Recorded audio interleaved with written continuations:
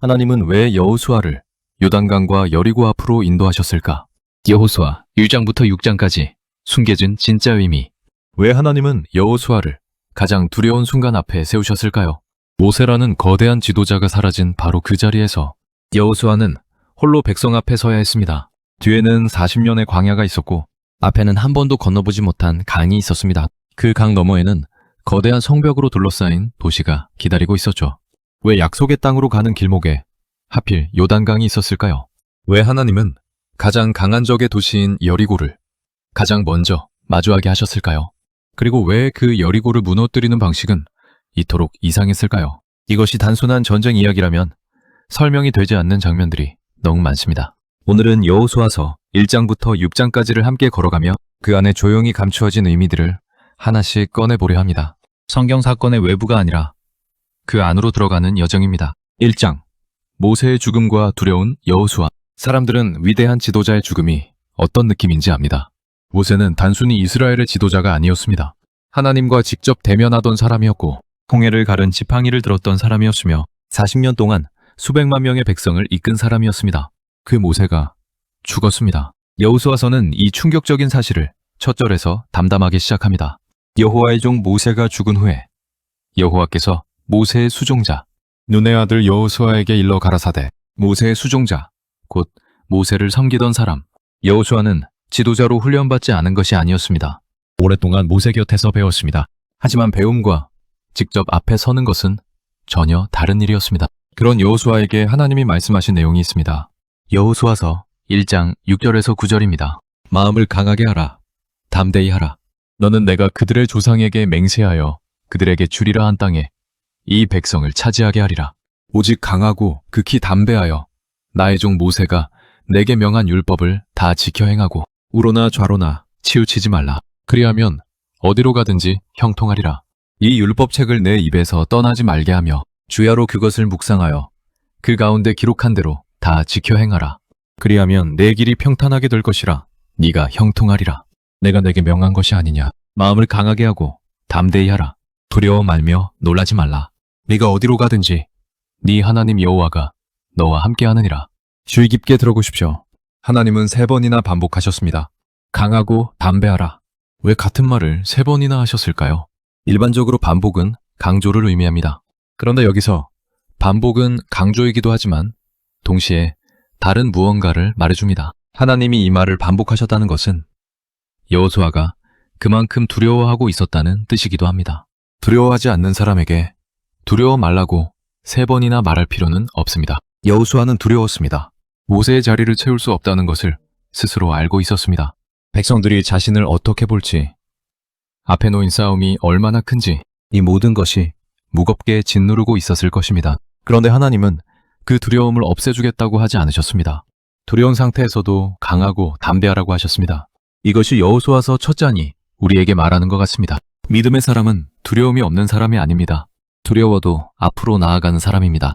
하나님은 완벽한 사람을 찾지 않으셨습니다. 순종하는 사람을 찾으셨습니다.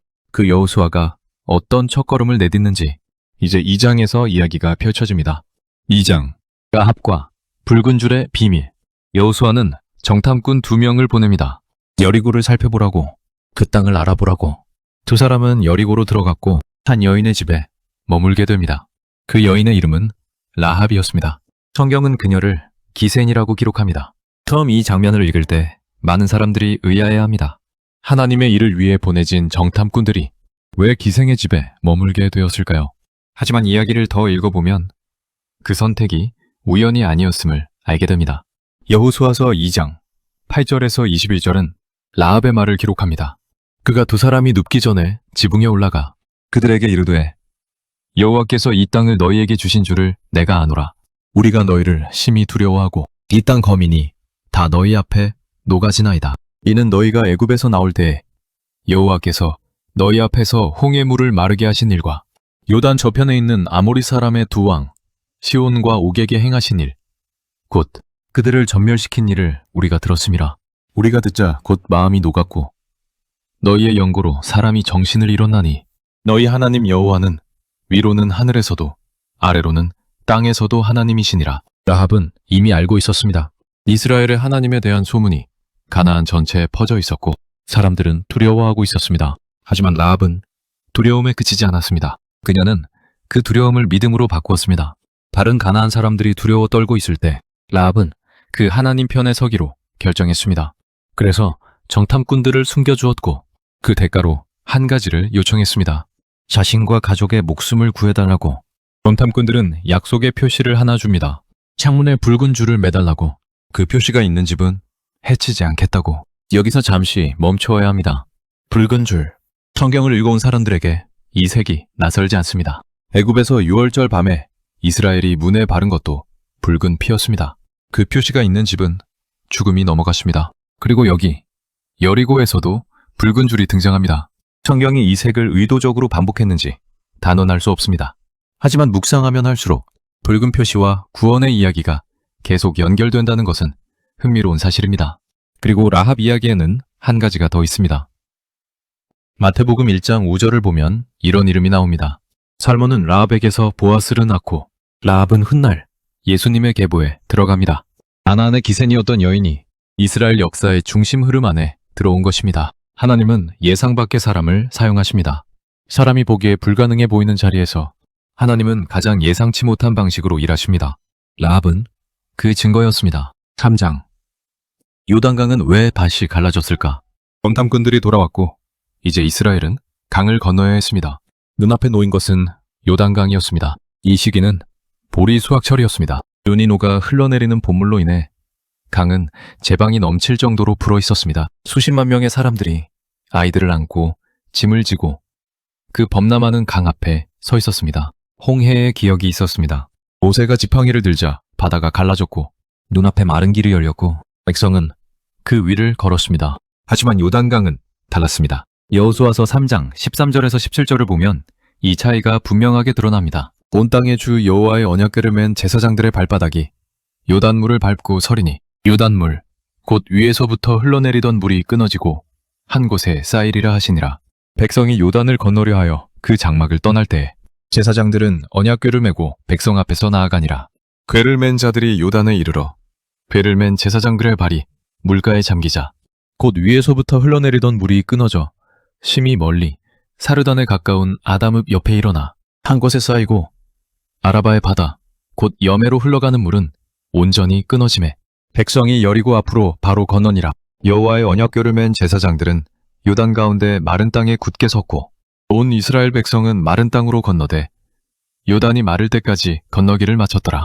강이 먼저 갈라진 것이 아니었습니다. 제사장들의 발이 먼저 물에 닿았습니다.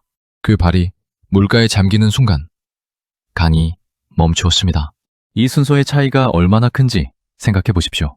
제사장들 앞에 펼쳐진 것은 마른 땅이 아니었습니다. 범람하는 강물이었습니다. 마른 땅이 확인된 후에 걷는 것이 아니라 물속으로 발을 내디뎌야 기적이 시작되었습니다. 그리고 그 제사장들의 손에는 언약궤가 있었습니다. 성경이 이 장면에서 언약궤를 얼마나 반복해서 강조하는지 눈에 띕니다.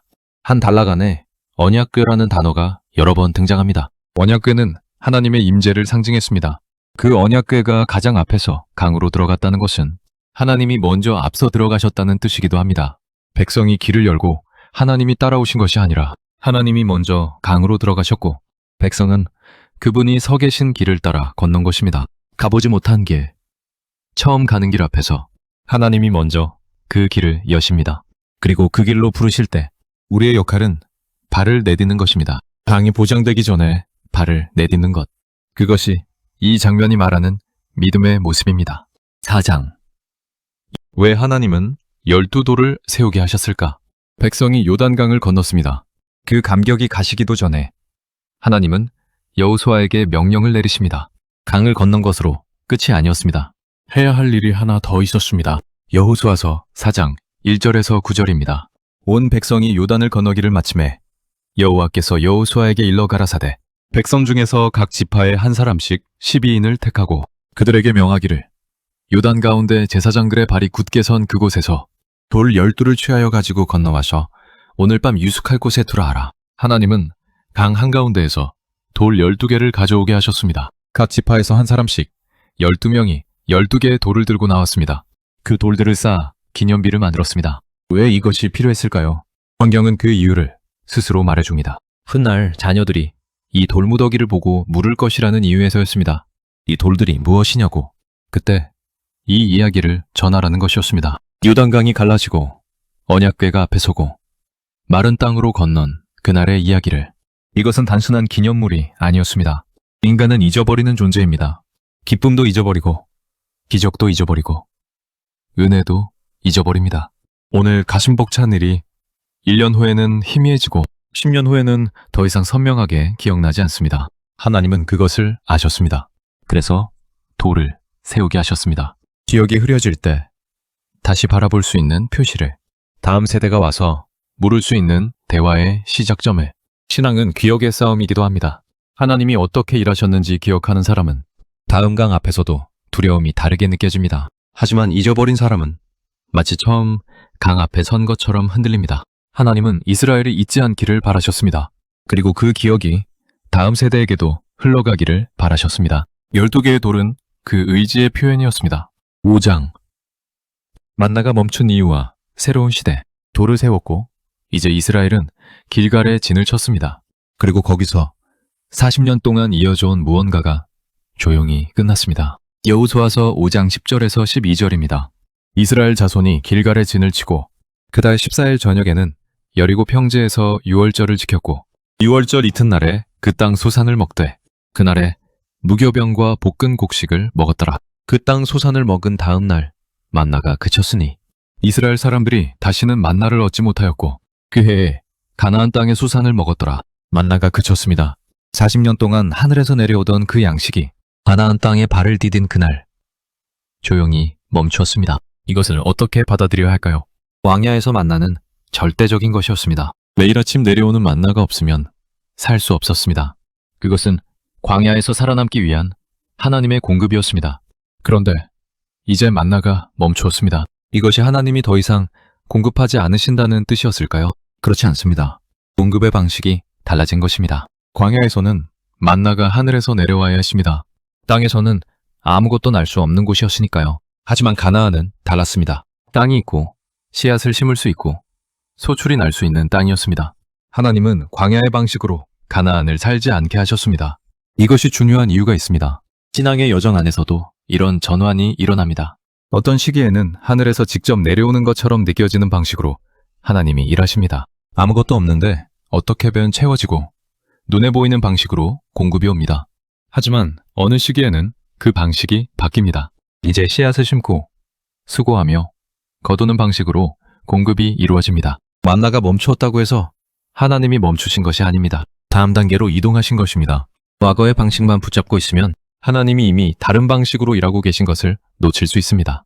만나가 그친 그날 이스라엘은 가나안의 소산을 처음으로 먹었습니다. 새로운 시대의 첫 번째 식사였습니다. 6장. 여호와의 군대 장관과 여리고의 비밀. 그리고 이제 여리고가 눈앞에 있었습니다. 여리고는 가나안에서 가장 먼저 마주하는 도시였습니다. 성경은 여리고를 이렇게 묘사합니다.